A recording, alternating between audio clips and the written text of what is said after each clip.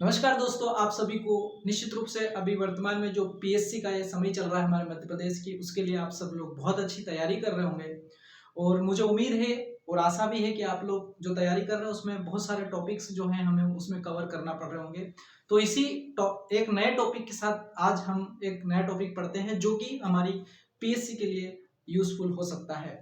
तो दोस्तों, अभी वर्तमान में आप लोग सुन रहे होंगे कि रूस और यूक्रेन का जो विवाद चल रहा है, रूस और यूक्रेन के विवाद के बारे में हम लोग उसकी क्या हिस्ट्री है और क्यों ये विवाद चल रहा है और उसमें भारत किस जगह पर खड़ा है, इस बारे में हम लोग थोड़ा सा जानेंगे। आप लोगों का ये टॉपिक वैसे भी यूज आ सकता है करंट अफेयर्स की दृष्टि से। तो दोस्तों देखिएगा कि जो रूस और यूक्रेन जो अभी वर्तमान में एक युद्ध के मुहाने पर खड़े हैं, उसके बारे में थोड़ा सा हम लोग जानने की कोशिश करें। दोस्तों, आप लोगों को पता होगा कि 1991 तक 1991 तक रूस जो था वो यूएसएसआर कहलाता था, अर्थात वो सोवियत संघ रूस कहलाता था। एक बहुत बड़ा क्षेत्रफल था। रूस आज भी विश्व का सबसे बड़ा देश है और उस समय भी वो विश्व का सबसे बड़ा देश था।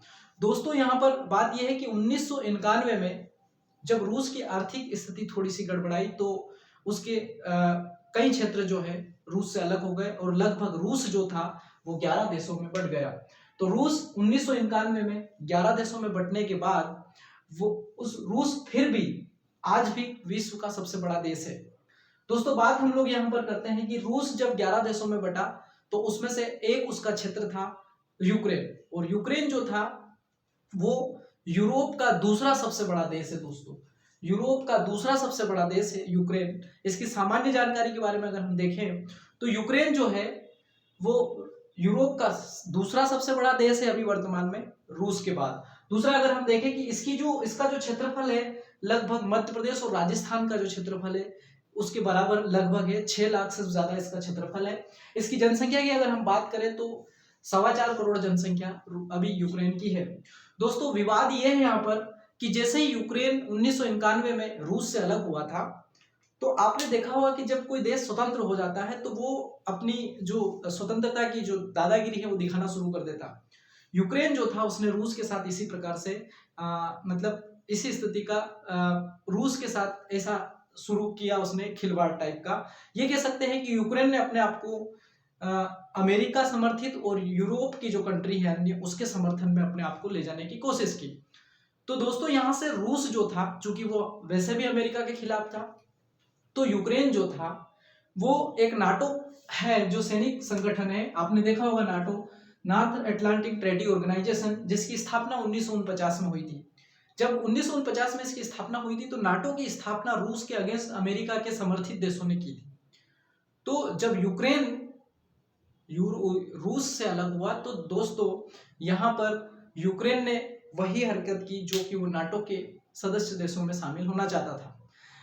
रूस उस समय कुछ नहीं बोला जब लाटविया और लिथुआनिया नाटो का सदस्य बने। ये भी रूस से ही अलग हुए जो देश थे। दोस्तों, तब तक उसे कोई दिक्कत नहीं थी, लेकिन यूक्रेन जब नाटो के सदस्य में शामिल होने लगा तो रूस को प्रॉब्लम इस बात की आई क्योंकि यूक्रेन यूरोप का दूसरा सबसे बड़ा देश है और रूस को यह डर भी सताने लगा कि अमेरिका की जो सेना है वो यूक्रेन की बाउंड्री पर आकर रूस के पास में आकर मुहाने पर खड़ी हो जाएगी।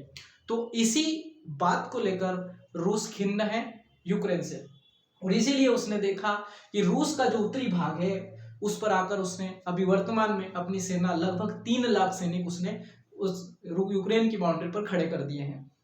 कभी भी युद्ध हो सकता है, ऐसी स्थिति तो नहीं कही जा सकती, लेकिन हाँ अभी स्थिति कुछ ऐसी चल रही है। इसी बात को लेकर जब यूक्रेन नाटो की सदस्यता लेने की कोशिश कर रहा था, उसी स्थिति में 2014 में, मार्च 2014 में दोस्तों, रूस ने उसका एक छोटा सा पार्ट, एक राज्य है क्रीमिया, उस क्रीमिया पर आक्रमण कर लिया। उस क्रीमिया पर आक्रमण करके उसे अपने अंडर कर लिया, अर्थात उसको यूक्रेन से छीन लिया।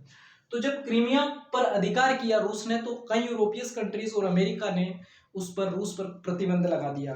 प्रतिबंध यह लगाया दोस्तों कि रूस जो था G8 जो एक ग्रुप है, विश्व की सबसे विकसित कंट्रीज का एक ग्रुप है G8, उस G8 से भी रूस को हाथ धोना पड़ा। फिर भी रूस, चूंकि रूस भी एक शक्तिशाली राष्ट्र है वर्तमान में।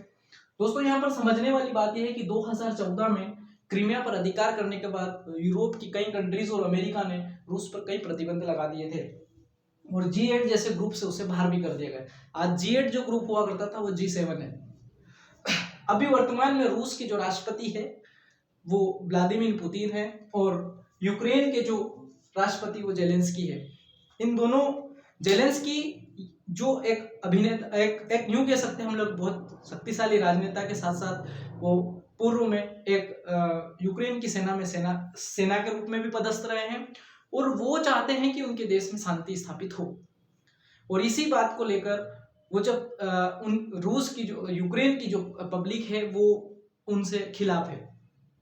लेकिन देखने वाली बात यहाँ पर यह है दोस्तों कि यूक्रेन और रूस का जो विवाद है वो यूक्रेन को नाटो में शामिल ना होने के लिए है। रूस चाहता है कि वो ये नाटो में शामिल ना हो, तो इसी बात को लेकर इन दोनों के बीच में विवाद है। और भारत पर इफेक्ट यहाँ पर ये हो सकता है दोस्तों कि जब रूस ने जब क्रीमिया पर अधिकार किया था उस समय भारत ने उसका साथ दिया था, क्योंकि रूस जो है वो भारत का बहुत अच्छा दोस्त है और इसीलिए हमेशा भारत को अपनी दोस्ती निभाना पड़ती है। लेकिन क्योंकि एक चीज यहाँ पर यह भी आती है कि भारत की 60% सैन्य आपूर्ति जो है वो रूस करता है, इसलिए वो रूस का साथ भारत कभी नहीं छोड़ना चाहेगा। और दूसरा यहाँ पर यह है कि अमेरिका का भी साथ वो कभी नहीं छोड़ना चाहेगा, क्योंकि जब भी चीन भारत की और बड़े देशों के लिए मुसीबत बनता है तब अमेरिका जैसा देश भारत का भी साथ देता है। तो दोस्तों ये जो रूस और यूक्रेन विवाद है ये वर्तमान में अभी काफी चर्चित है। हमें यहाँ पर याद रखने वाली बात यह है कि इन दोनों के विवाद का मुख्य कारण है कि यूक्रेन को नाटो में शामिल नहीं होने देना। रूस पर इसके मुख्य तथ्य में हम लोग बात करें दोस्तों, यूक्रेन एक बहुत खूबसूरत देश है। यहाँ पर एक टनल है जिसे टनल ऑफ लव के नाम से जाना जाता है।